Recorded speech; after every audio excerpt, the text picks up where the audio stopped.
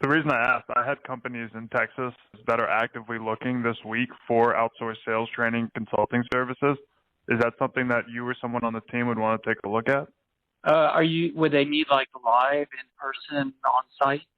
If we could show you companies in Texas today that are looking for sales or researching sales training and sales consulting outsourced solutions, is that something you'd want to get in front of? Or We're not looking to do cold outreach.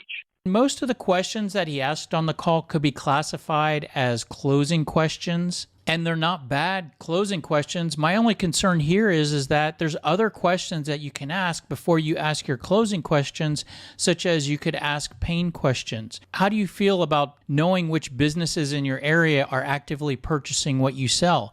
How do you feel about having good quality contact information for your reps for the businesses that they're trying to get meetings at? He could also ask current state questions that try to figure out what we're doing in the area where he has something to sell.